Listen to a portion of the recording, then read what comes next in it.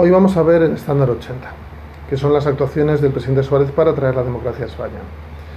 Bien, a la muerte de Franco el país se enfrenta a una encrucijada en la que algunos sectores quieren la continuidad de la dictadura, respaldada por ciertos grupos del ejército. Otros sectores quieren la reforma de las instituciones de la dictadura en un sentido democrático, y otros sectores quieren la ruptura con la dictadura, el desmontaje de la dictadura y que se instaure un régimen democrático incluso parecido a la Segunda República. Lo que sobrevuela todas esas tendencias, todas esas opciones, es el miedo. Un miedo terrible a que ocurra de nuevo la tragedia que supone la guerra civil, el enfrentamiento civil entre españoles que no trajo más que desgracias a este país. Afortunadamente coincidió en el tiempo una generación de políticos honrados, implicados y que tuvieron la suficiente altura de miras y generosidad para ser capaces de elevarse sobre la confrontación y superar los enfrentamientos con generosidad, con concordia y sobre todo con una palabra que se pone de moda en ese momento, el consenso. Es decir, no tomar decisiones unilaterales, sino buscar los máximos apoyos posibles. El consenso va a dar lugar a que no haya una ruptura violenta con la dictadura, ni tampoco una dictadura continuada por los militares, sino que la propia institución de la dictadura se va a reformar a sí misma y va a dar pie a un régimen democrático. Es la primera vez en el mundo que va a pasar eso. Es la transición española, un ejemplo para todos los demás países del mundo, y que se va a plasmar en una constitución que es la que tenemos hoy vigente, la Constitución de 1978, y que es una constitución muy abierta, muy flexible, a veces un poco ambigua, pero que permite gobernar a todo tipo de ideologías.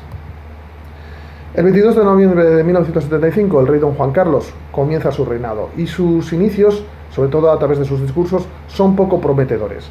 Hay muchas referencias elogiosas hacia la dictadura, parece basar su legitimidad en el 18 de julio. Esto hace que muchos sectores empiecen a apodarle de forma cómica Juan Carlos I el Breve, como diciendo que es un rey que no aporta nada nuevo, no va a reformar el sistema y va a durar poco porque los acontecimientos ya en la calle se veía que la población española no quería continuar igual. En realidad, esta prudencia inicial de don Juan Carlos I se debe a que no se siente seguro en el poder. Franco ha ido rodeándole de hombres de tendencia más bien conservadora, que tutelen su paso, y cuando en el franquismo él intentaba tener cierta repercusión pública, pues Franco enseguida lo tapaba con los medios del movimiento, de tal manera que aparecían otros candidatos al trono o bien se desprestigiaba a algún miembro de su familia. Así que él no está seguro en el poder. Entonces su primer gobierno es un gobierno presidido por el anterior jefe de gobierno, el representante del búnker, Carlos Arias Navarro, realmente un hombre de extrema derecha que no va a intentar facilitar ningún tipo de reforma de la dictadura. Pero don Juan Carlos I tiene la astucia política de ir situando en ese gobierno, en ese primer gobierno, a hombres de tipo reformista, como el conde de Areilza, como Adolfo Suárez, que ha sido jefe del Movimiento Nacional, pero que es un hombre honrado, que considera que la concordia y la generosidad es lo que va a hacer que España esté más unida y pueda enfrentarse a los retos que tiene por delante de modernización, de europeización. Este primer gobierno de la monarquía, con Carlos Arias Navarro al frente, tiene que hacer frente a una conflictividad laboral muy grande. Se producen muchos disturbios y estos disturbios son,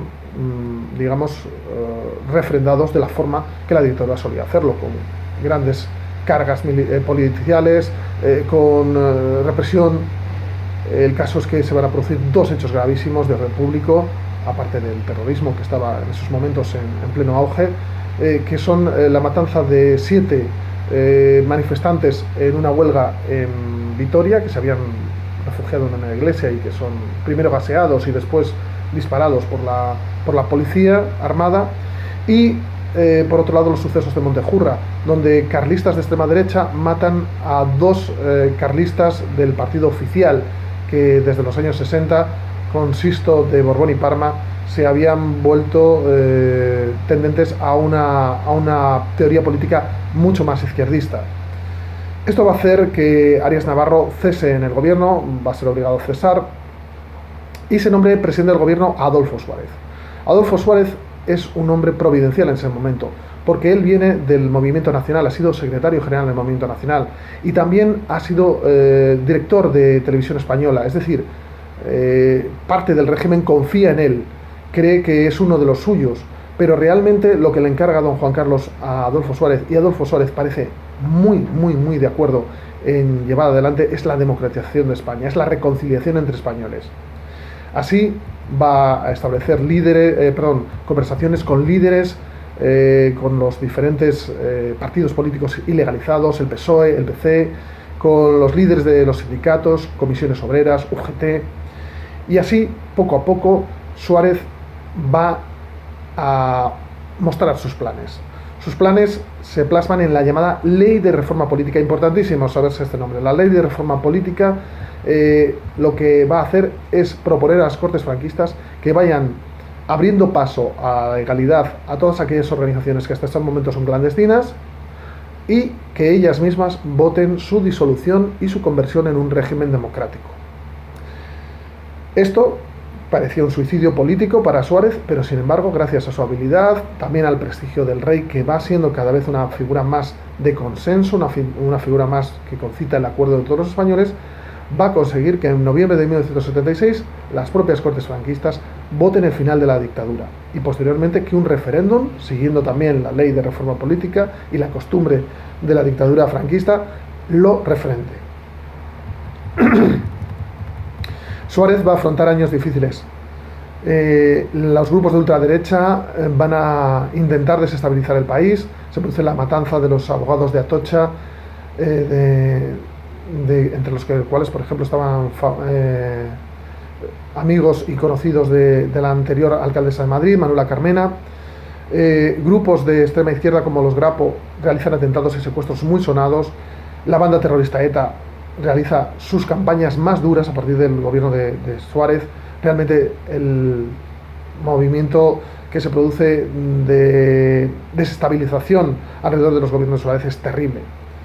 Aún así, Suárez tiene muy claras las cosas. Disuelve el movimiento nacional, algo que deja estupefacta a Europa, porque se pensaba que la falange pues, prácticamente iba a durar siempre. Legaliza al Partido Comunista de España y a los sindicatos ilegales. Esto le cuesta que muchos militares que han luchado contra la República y especialmente contra el Partido Comunista crean que les ha traicionado, pero que realmente era necesario, era una toma de decisión necesaria para que verdaderamente el juego democrático fuera eso, democrático, que estuvieran representados todos los factores de la vida política española en ese momento. En junio de 1977 hay las primeras elecciones. Vota el 79% del censo y el partido ganador, contra todo pronóstico, es el partido de Adolfo Suárez, la Unión del Centro Democrático. El segundo partido, también contra todo pronóstico, es el PSOE de Felipe González, mientras que el Partido Comunista de España, que había sido el líder de la oposición a la clandestinidad, queda relegado a unos 30 escaños. Y la derecha franquista de Alianza Popular, con figuras como Manuel Fraga Iribarne o Pío Cabanillas, queda en unos 20 escaños. Y la extrema derecha, que se creía heredera de la falange y del franquismo y que solía agrupar a muchos manifestantes